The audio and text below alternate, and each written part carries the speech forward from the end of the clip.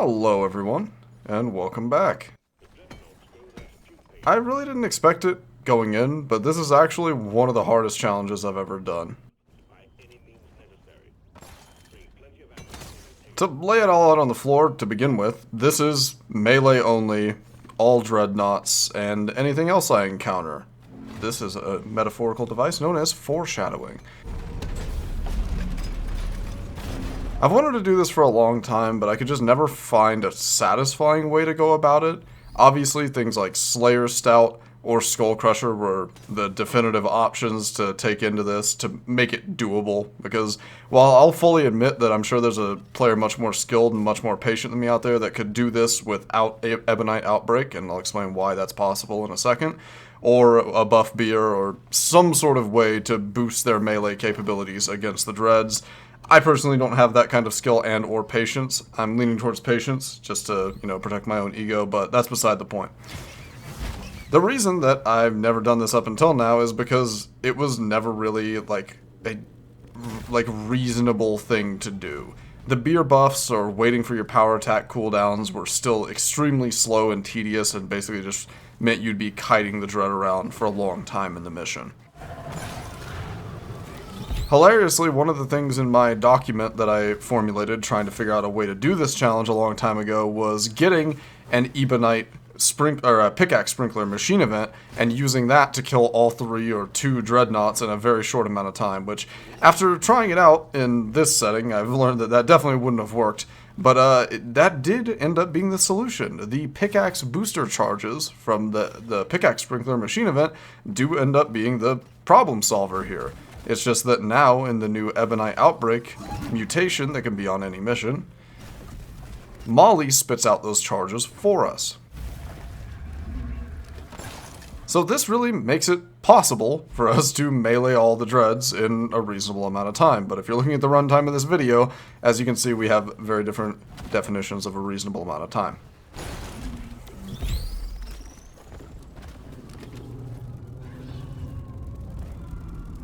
Before we get this first dread out, just to go over the rules, in case they weren't extremely apparent, no Bosco, because he would actually, for once, make a pretty significant difference over the course of a mission, and that he would be shooting the dreads for me, namely the twins. I think he would pretty easily trivialize compared to how hard they are to melee only. Obviously, no primary or secondary. I consider bringing special powder, and of course just restricting myself to use it for its movement applications, but I just didn't want to deal with the potential situation of me accidentally shooting a swarmer or an exploder that ran up on me when I was trying to jump, and quote-unquote invalidating the whole run. I think if I'd have brought it in, I would have allowed myself 1 or 2 little oopsies like that, but I digress. No primary or secondary. However, I will point out that our primary is doing a lot of work for us in this run, and we'll get to that in a minute. And the final deviation from what would be considered the rules is I am allowed to use my flare gun. I think this would be very easily doable in the dark, or as I'm in Glacial, one of the random light spots that you can find in the wall could be extremely useful, but just to make this a much more watchable experience, I'm going to allow myself to use the flare gun at my leisure. So to go over my build a little bit, and you might kind of throw up your eyebrows a little bit. I mean, how can you even have a build when you're going melee only? Well, the obvious choice that has been made here is taking damage on the power attack, because with the pickaxe booster charges coming out of Molly, the pickaxe power attack cooldown is extremely fast.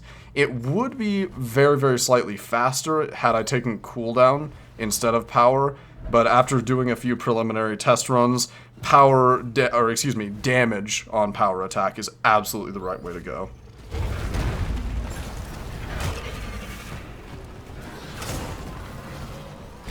Another interesting choice that you might see is that I'm not taking Iron Will. Well, you've already seen why I needed to take Heightened Senses, because I'm very prone to not looking up and getting grabbed by leeches, as well as the BS leech grab that you saw earlier. But, namely, why am I bringing See You in Hell instead of Iron Will? Well, just personal preference. Like I said, I did a couple preliminary runs of this, and I found that I was capable of doing it without going down. So, with that in mind, I set out to complete this challenge without taking it down. And while I think this is still incredibly difficult, and that's not to invalidate anyone who would like to do this but use Iron Will to get a res, I think that's still a perfectly valid way to go about this challenge. I just felt it would be personally dishonest to myself, and the fact that I saw that I was capable of doing this without taking it down. That being said, there was definitely a lot of BS deaths, particularly to the Hive Guard, we'll get to that in a minute, that I really reconsidered on whether or not I should bring Iron Will and just take the down.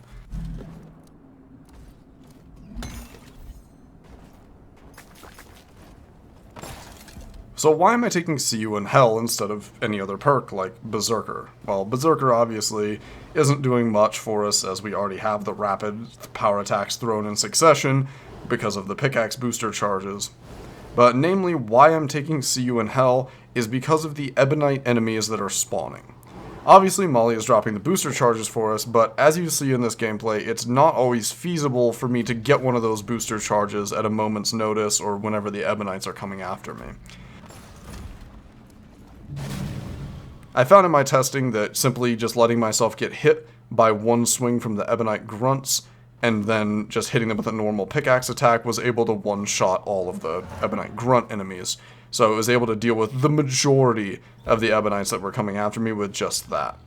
Obviously, the retaliation on death is not doing anything for me in this run because I'm not able to die, but I found the boosted damage quite useful on normal enemies as well as the Ebonites.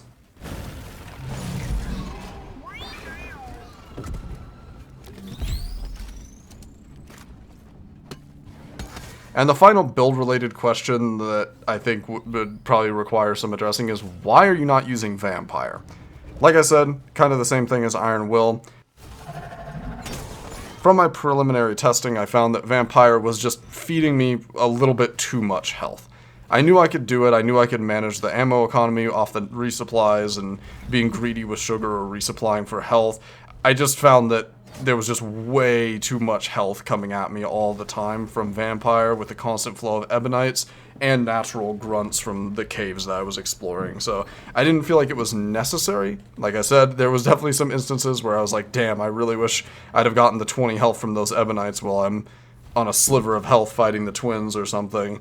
But like I said, it made the challenge just a little bit more of a razor's edge for me, and clearly I was able to do it without it, so, you know, there you go.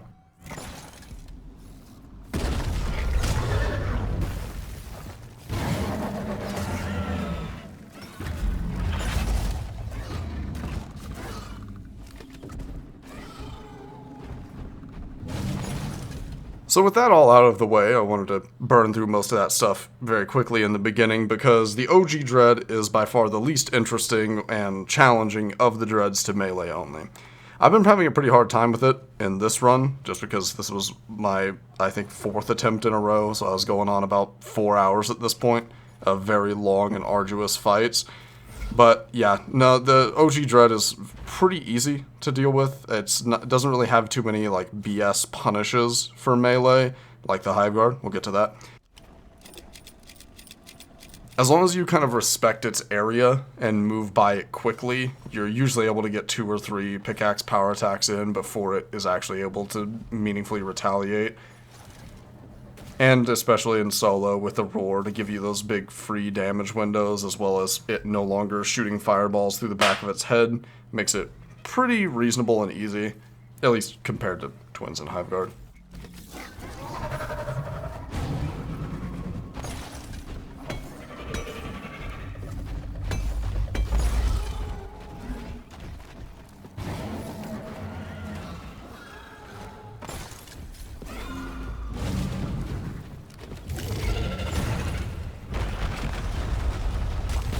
So something that is coming up very soon that I think is important to address, that is also just great game knowledge to have in general, is elimination and how it interacts with the normal waves of glyphids that are spawned. So while you're in an elimination mission, there will be waves of glyphid, grunts, guards, praetorians, you know how it is. There's passive waves spawning, similar to egg hunt or salvage. Now there's a quirk to this though. If you have a dread alive, that will not spawn these waves and it will push them back. It doesn't necessarily build them up, but they will just be waiting for you when a dread dies. So as you can see, what I'm doing here is I'm pulling my second dread before I kill the first one. From all the testing I've been able to do in the past, I've never noticed any sort of delineation made by the game on one dreadnought dying and like it suppressing a specific wave and then letting that wave go when it dies, even if there's another one alive. From everything I've been able to observe in all my time playing the game, as well as this run, now that you're consciously paying attention to it, I think you can reach the same conclusion, is that it doesn't matter if it's the first dread, second dread, it will, as long as you have one dread up, it is wave suppressing. So that's a very important element of this, because it doesn't really occur to you just how, like, kind of healthy those waves of enemies that come at you are, because you obviously just cut down the grunts and deal with the one or two threat enemies or a couple Mactera that come after you, but whenever every single one of those grunts, slashers, and guards requires you to get within grunting, slashing, and guarding range, and also having to ignore the threat enemies to deal with grunts, it does start to make it quite a bit more difficult, so it's definitely in our best interest to not interact with that element of elimination if it's at all possible to avoid. And with just a little bit of good gameplay, it is possible to avoid, so that's what we're doing.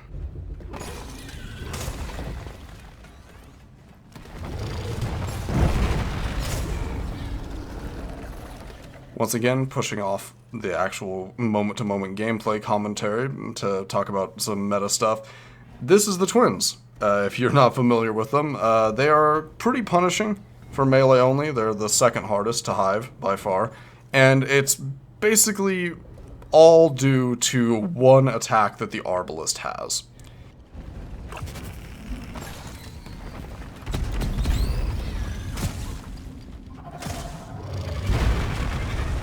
After the twins heal for the first time, the Arbalest unlocks a new attack, which is the fireball shotgun that you've seen a few times now. He can spam it pretty much as he wants to. It's just a coin flip, whether he shoots his mortar attack or shoots his fireball shotgun. So he can shoot that fireball shotgun 4 or 5 times back to back. The dust will not have even settled from the first one landing, and there'll be 2 more flying at you. Even without the consideration of melee only, this is an extremely difficult attack to deal with, because if you're any closer than like mid-range to the Arbalest, he can easily one-shot you when 3 or more of those fireballs hit you all at the same time. As well as the sound that it makes whenever all 5 of those fireballs explode on top of you, amplifying the attenuation on the sound effect, is why we affectionately refer to it as the speaker blaster. So whenever the Arbalest catches you with your pants down in a tiny little tunnel, you have to remember to ask him, please, my speakers, don't blast my speakers. He'll do it anyways. He's a fuck like that. But that's what makes this dread particularly punishing against melee only, is we have to get within speaker blasting range to do any meaningful damage. Which is why you see me here being absolutely sheepish when dealing with the Arbalest, because I have to effectively attack between his attacks, but as you've seen how fast he can spam out a ton of missiles or mortars or fireball shotguns, it's basically just tempting fate every single time I approach him. I only get directly hit with the fireball shotgun, and obviously not directly. I only take a bad broadside from it once in this run, and I believe the only reason I survive it is because it sort of knocks me downwards while I'm midair. It hits me like in the top of the head and knocks me downwards rather than actually dealing the full damage, but I couldn't be for sure on that. As you can see, just take one little piece of the Arbalest and run for your life.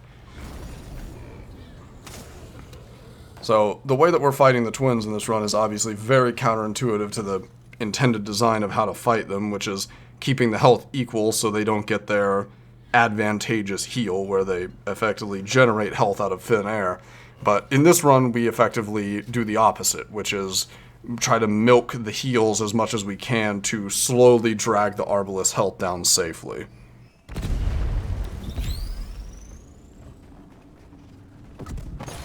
Unfortunately, I power attacked under a stalactite in this spawn room and dropped a stalactite directly on top of the lacerator, because I definitely could have gotten 1 or 2 more heals off to weaken the Arbalest indirectly, but now we're having to deal with almost half of a health bar very cautiously. I'm not entirely sure about the behavior that the Arbalest is exhibiting in this gameplay. I've seen this a few times before, but I've never known this to be something like consistent, of the Arbalest just kind of running around the cave kind of fearfully. I don't know if it's something to do with the terrain and me ducking in and out of this side tunnel. It's definitely something I need to pay closer attention to in the future, and actually like go into some limbs and kill the lacerator and see what the Arbalest kind of acts like, because from all of my previous experience, other than the few times I've seen him kind of freak out and path around strangely like this, has always just been absolutely vicious. Just constant spamming of the fireball shotgun instead of what we're seeing here, which is him effectively just giving me the win, barely attacking at all. So I don't know if this is intended behavior or if I just got incredibly lucky, but I definitely want to look some more into this, because everything else I knew, I thought this was going to be an extremely, extremely harrowing part of the mission.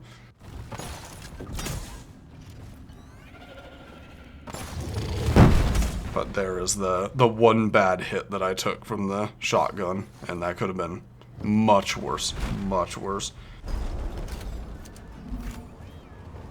Like I said before, suppressing the waves with there being a dreadnought alive, I don't really have much choice anymore but to go try to find my next dread.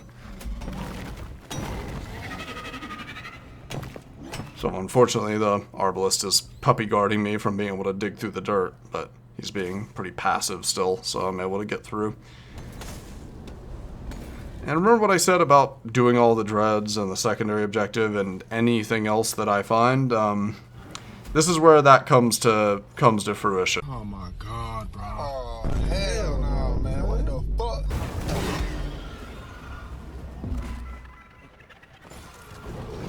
If you didn't see that, like I was so dismayed to observe, that is a prospector, which is going to spawn a good handful of robots on us, shredders, patrol bots, and yeah, I'm going to do it. I'm going to try my damnedest to get it done, but not what you want to see. Thankfully, until I hit the prospector, or something else hits the prospector, it's not going to actually aggro and start spawning shredders and patrol bots. So at this point, it's my full intention to just get some health and get back to the spawn room so I can deal with these dreads before prospector gets aggroed.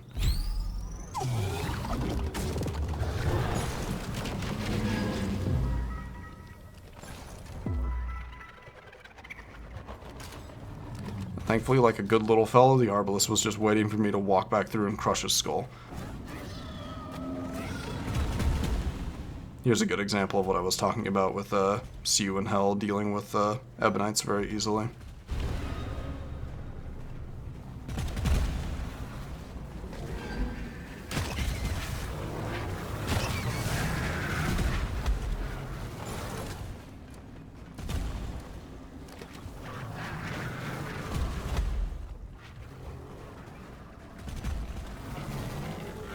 And there's our prospector, gonna start spawning some robots and helping us out.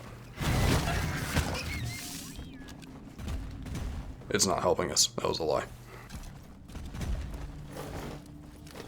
So something I wanted to talk about before we got into OG Dread and then the Twins, but didn't really have time for, is our primary slot. So while we obviously can't use our primary or our secondary weapons, our primary is actually helping us. We are taking a shield battery booster on the Drac, which, if you're not aware, massively reduces the amount of time it takes for your shield to start recharging after you take damage. So as you can probably observe in this gameplay, my shield delay before recovery is about 1 second, which is extremely helpful when dealing with all of these extremely low health enemies. It may not matter too much against one grunt or one ebonite, but when you'll see the more intense fights start to pop off, my shield will start regenerating in between hits from some of the other enemies.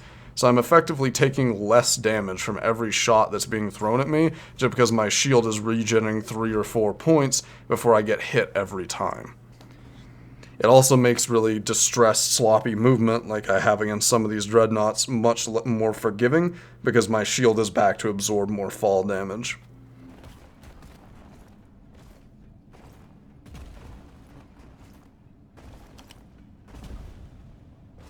Knowing that the prospector is somewhere very close to this dreadnought, I just want to make a lot of space, so I'm trying to move some gunk seeds around while I have the time, and I want to be far away from the prospector.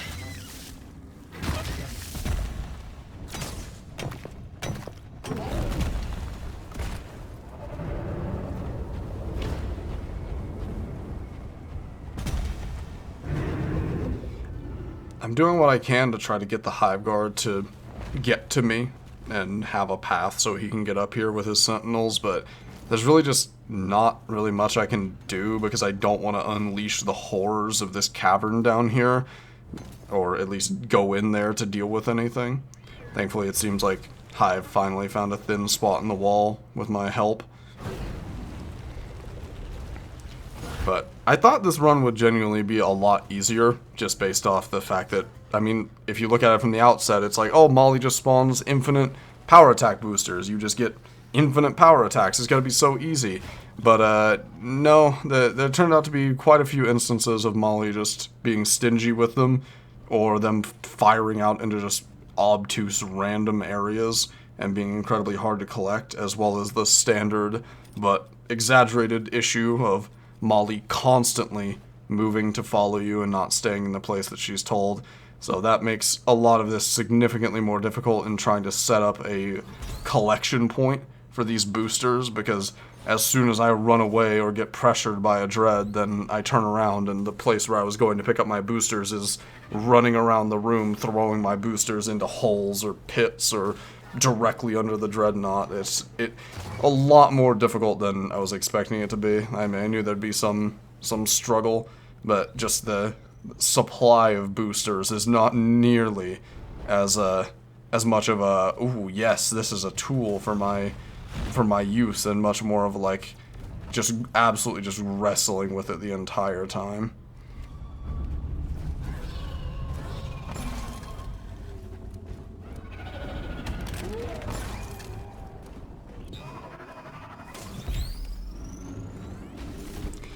And this is why I say Hive is the most difficult dread for melee only. You'll see how it's standing still right now. Effectively, anytime that the dread is not moving or shooting fireballs at you, it is ready to, in a matter of frames, bite you for a massive amount of damage. Every time you see it standing still in this fight, it's essentially trying to do damage to me. It doesn't have to turn to face me. It doesn't have to do anything. It's just if I'm within like a half-mile radius of it, it's just gonna flinch its little head and do a massive chunk of damage to me. By far, more than any of the other dreads, the Hive Guard ended the most attempts just by randomly getting a chomp off on me while I was flying by trying to hit the armor flaps. And the Hive Guard also causing this little mini-game of me dodging the scatter rocks while trying to grab a second booster to finish the damage phase. It's very, very taxing in a lot of different ways. Fighting the Sentinels is difficult in its own way. By far the easiest part of it, because, you know, they're low health enemies that you can hopefully stun if you're lucky, but you're basically at the end of your range trying to hit them with power attacks, as you'll see here. I'm basically just trying to barely reach them so they can't hit me, or having to fly past them incredibly quickly and risk jumping straight into the hive to actually get damage on them. I'd single-handedly say that Hive is the reason why this circuit of doing all 3 dreads and attempting this over and over again is so mentally straining, is because every single hit that you're getting on Hive, more than any other dread, is a like perfect execution. Like, you'll see me flying by. The fireballs are dangerous on their own, but the bite attack is extremely punishing. As you can see, it's just setting up, waiting for me. I've gotten the hang of that timing now, so I can pretty easily predict when it's going to start moving again, and then swoop in to hit it. But yeah, if you go anywhere near the Hive while it's standing still like that, it will hit you. Almost guaranteed. Even at like max grappling hook speed, I've taken a few hits from it.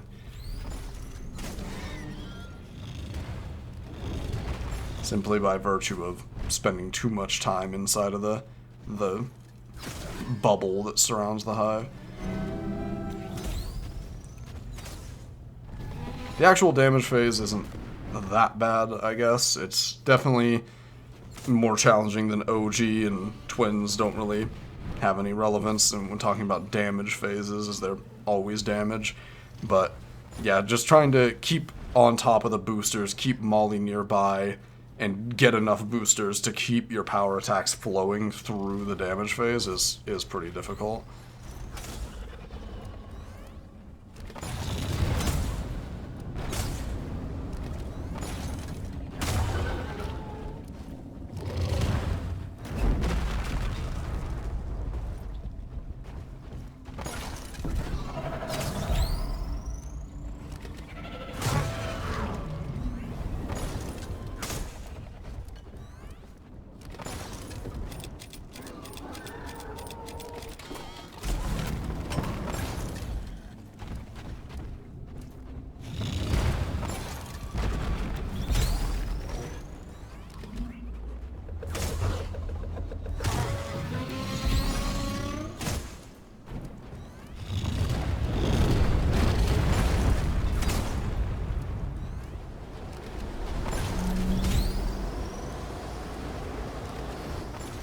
I'm sure the way that I'm engaging with the armor flap phase of the Hive looks incredibly frustrating for how easy it might seem, but if you think that like this kind of movement around Hive is too careful, I highly encourage you to go, not necessarily try this, but just kind of get close to the Hive guard whenever it's in this phase and see how that goes for you.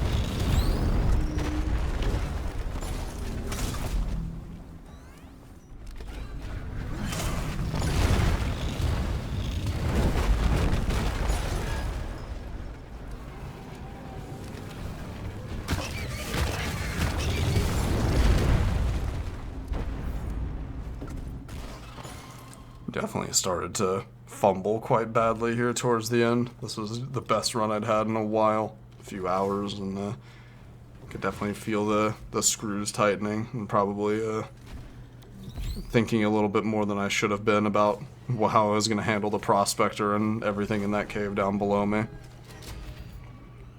But now we do have a unique opportunity to see exactly what's going to happen with no dread alive.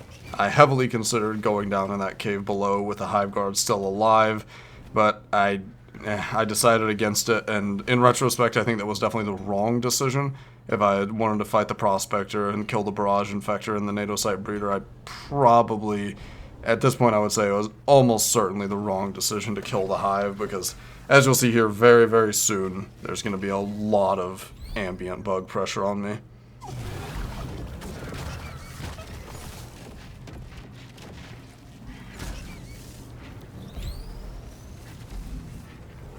And melee-only barrage infectors are pretty difficult without any sort of status effect on your side.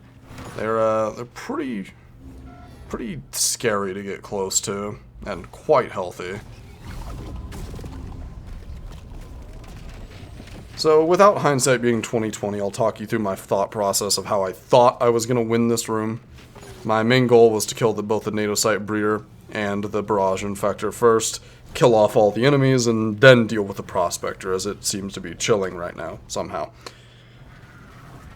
Like I said, this will not go the way we want it to, as you'll see, but that's my thoughts at this point, is I'm going to get a resupply down in here, I'm going to kill these two infinite threat enemies, and then I'm going to deal with everything else.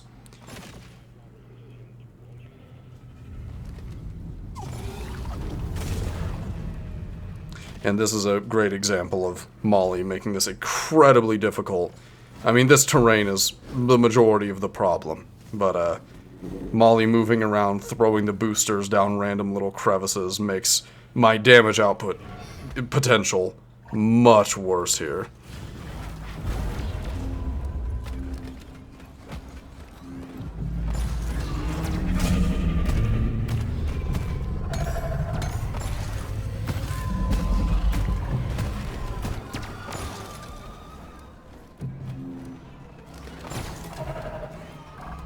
The strategy that I went to by the end of this was more or less just leading Molly around the room, excuse me, and going to the last place that she was to pick up a booster from there, and kind of giving up on keeping her in one place.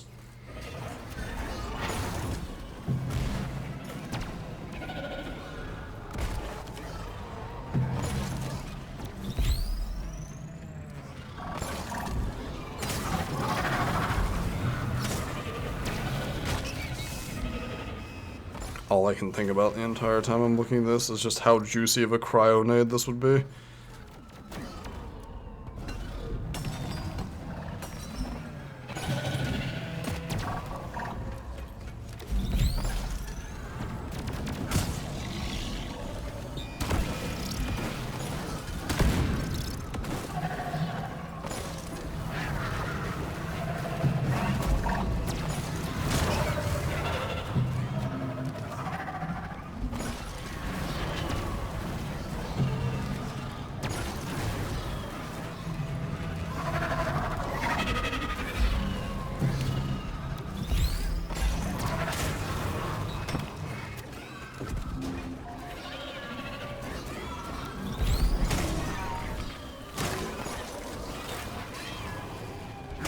Still operating under the foolish delusion that I'm going to get back control of this situation.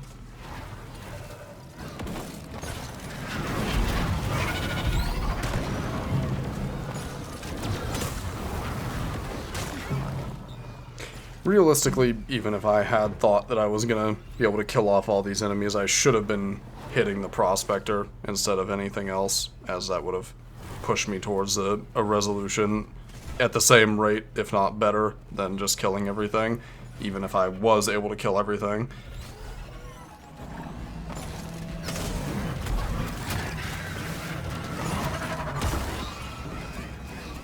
Right now, the only real strategic piece that I have at my disposal is the exploders that are in the swarm, as they're killing off a good amount of slashers for me.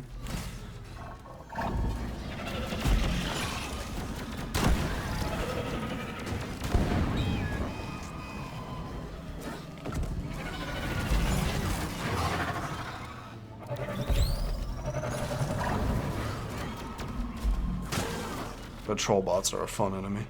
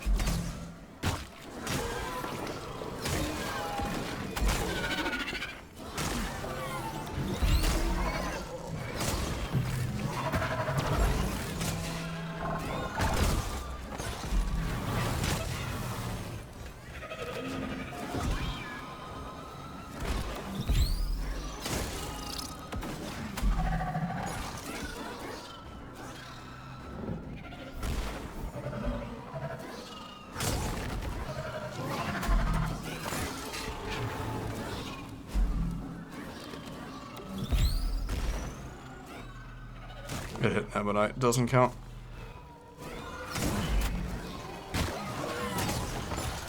I think this is the mistake that almost cost me the run. Yeah. So, I let go of my grapple a little too early and bonked off of that Praetorian. I was expecting everything that I was flying through to be permeable. Like, I could pass through it, and wasn't really counting on that one solid enemy to be there.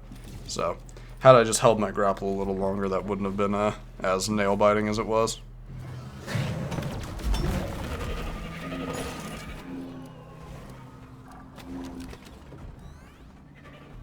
I think around here is the point that I decide that the Prospector desperately needs to die and I'm not getting control of this room again.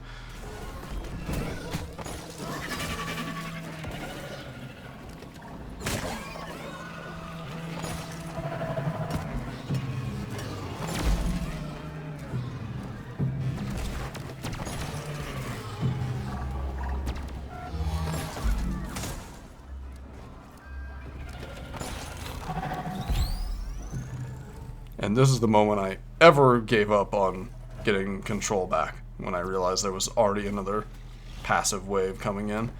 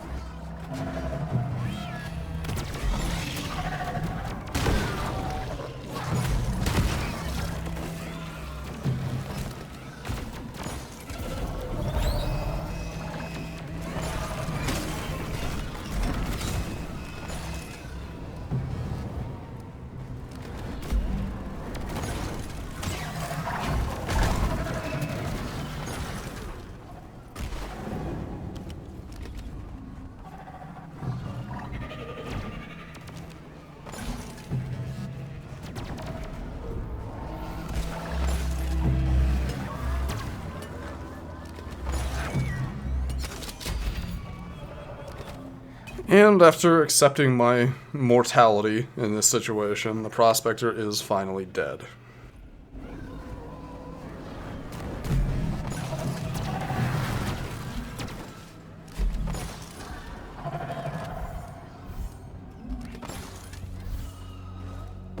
From this point on, it's basically just, oopsie, I went to 30 minutes on point extraction as a scout, running around trying to live the entire time with the quirky exception of trying to get gunk seeds in this gold chunk. So, yeah, if I could offer any sage-like wisdom to anyone else who wants to attempt this, definitely don't feel like you need to skip out on anything else, because this is an extremely difficult challenge. So if you're coming up against this and you actually want to take it on and win it and make it more of a spectacle, I would definitely recommend taking something like Skull Crusher as well as all the advantages I'm showing here.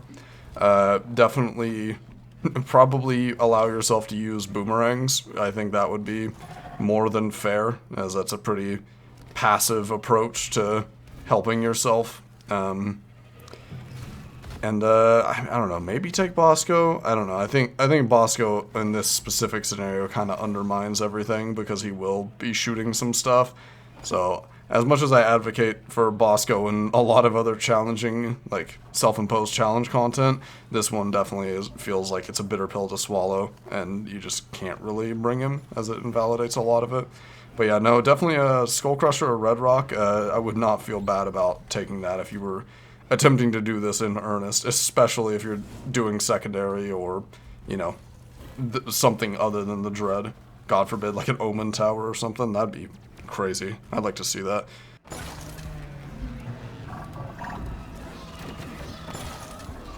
But yeah, if you want to take this on, I would definitely recommend it. It's very enlightening. Even if you're not playing Has 5 or anything, I would definitely say this is a good learning tool to learn more about the dreads and become a lot more comfortable with them, because I'll tell you, once you do things like this, like this isn't the first like difficult piece of content that like self-imposed challenge I've done, but I'll tell you that once you go back to using your guns to fight these enemies, it feels very, very trivial in comparison to what you put yourself through. So even if you can't do this at Has 5, do it at Has 3, do it at Has 2, Has 1 even, and you'll learn quite a bit about how the different ways that dreads can punish you and the very BS ways they can interact with you in some situations. But yeah, the rest of this is just me trying to find a gunk seed that isn't going to be dangerous to get, and then getting out. So we'll go ahead and speed through this part. It's pretty trivial overall. I mean, still threatening, definitely very threatening. There's all these enemies imposing on me that I just really can't cope with. But I think the waiting for the drop pod section in the room is very, very intense. I enjoyed that quite a bit, as it's the first time in a long time that a drop pod escape sequence has actually felt in any way intense. It's very interesting.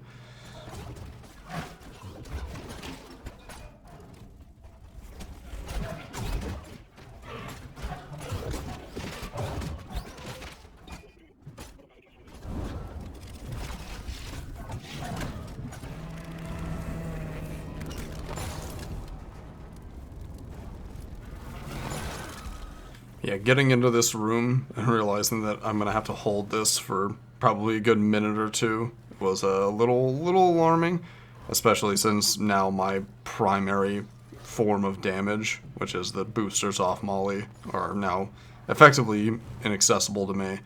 It was interesting to try to find a kiting route through this room. The jet boots that I declined to take because I have a personal vendetta against myself, I guess. Just trying to slowly pull the bugs around the ceiling of the room first, because I can very easily traverse the ceiling whenever I'm not being pressured by bugs, and then once I am actively covered in enemies, I want to use the floor where I'm a lot safer. Or at least the movement is a lot less precise and easier to do. And then once all the enemies come down, I go back up to the top.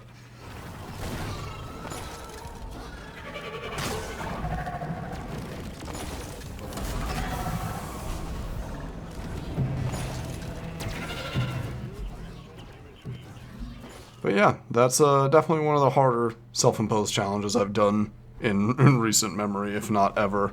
I definitely recommend it if you want to give it a shot. Don't feel obligated to do it on Has 5, and maybe use special powder and a buff beer or two, because that thing's a little, it's got some teeth to it, for sure. But yeah, I've been working on 5+8 videos. I've got quite a few of them recorded already. Trying to figure out exactly how I want to format them and upload them, but they're on the way. So stay tuned. Thank you for watching, and have a nice day.